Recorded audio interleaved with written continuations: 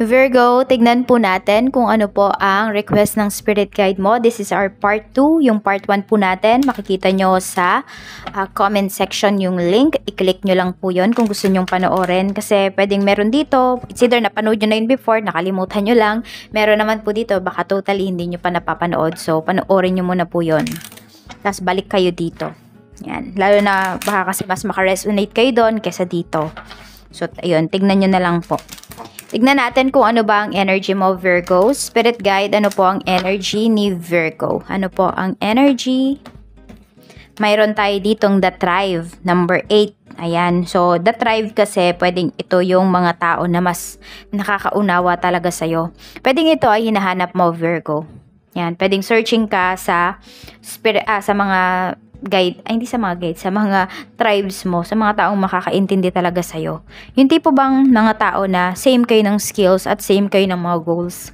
Maaaring iba lang kayo ng mga paraan sa pag-abot ng mga goals, pero same kayo ng goals ng mga tao na yon. So, basta parang kahit hindi mo ipaliwanag, maiintindihan ka nila. Tignan natin. So, pwede rin naman na, ayan po. Kasi, di ba, parang meron tayong batian na nangyayari dito or respect. Ayan. So, kung nasaan ka man ngayon, Virgo, maaring ikaw ay nire-respeto. Tignan natin, ano pa po ang mensahe. Tignan natin kung ano ba yung palatandaan na maganda yung iyong ugnayan sa iyong spirit guides. At sa paanong paraan mo ba sila nakikita or nakakausap na you are unaware. Tignan natin. This is for you, Virgo.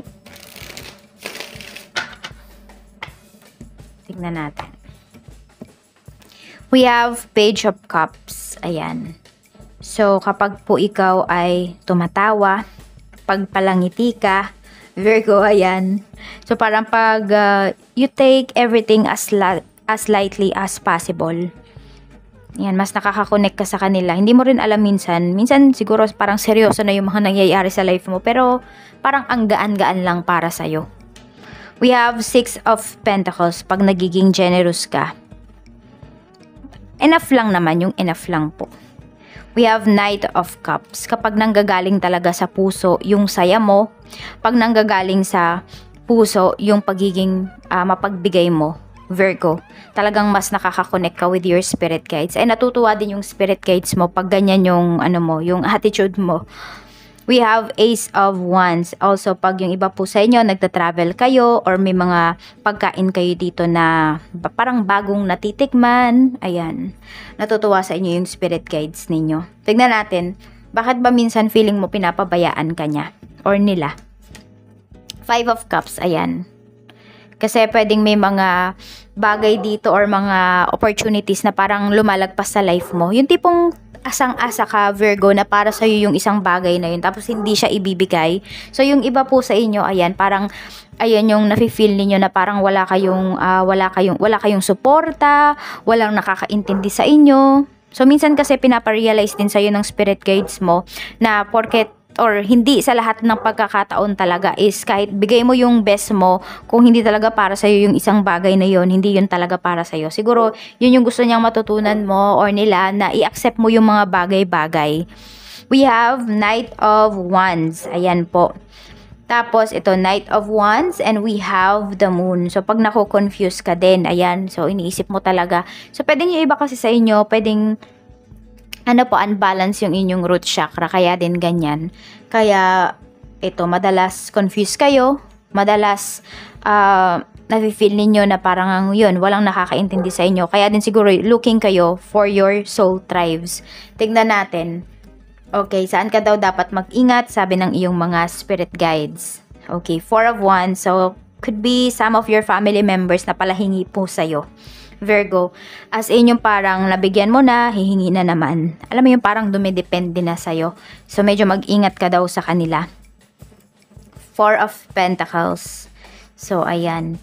Ingat ka din dito. Ingatan mo, mag-ingat ka pagdating sa ipon mo. Ayan. So, kung saan mo ba ilalagay yung ipon mo or saan mo ba siya i-invest, medyo mag-ingat ka din daw doon.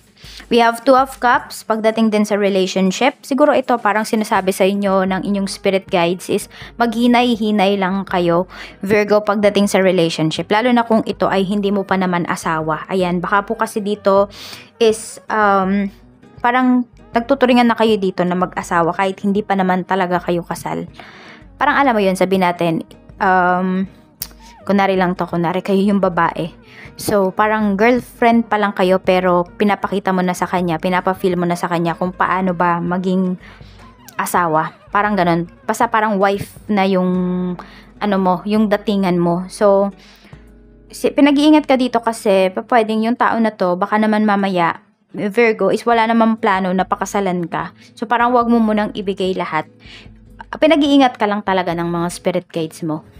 Kasi ayaw nila na ka dito, mawala ka sa focus. We have 9 of Wands. Ayan, baka kasi yung taong yan is marami pa pong tinatago sa'yo. So, ingat ka din sa karelasyon mo. Baka hindi mo pa talaga yan lubusang kilala or hindi mo pa nakikita. Tignan po natin. Okay. Ano pa ang gustong sabihin sa'yo ng iyong spirit guides?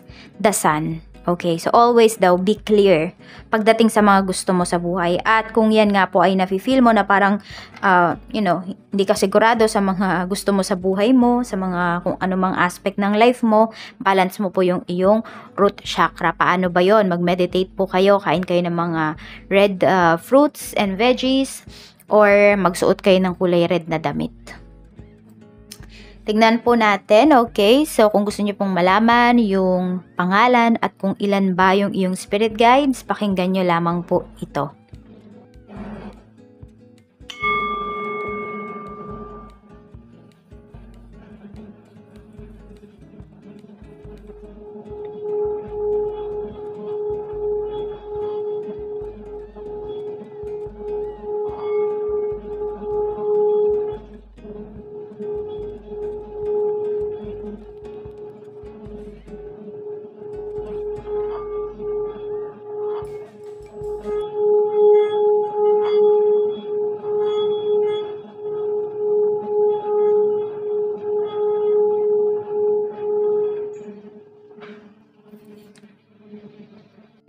Tignan po natin kung ano ba yung request ng iyong spirit guide. We have 4 of Cups.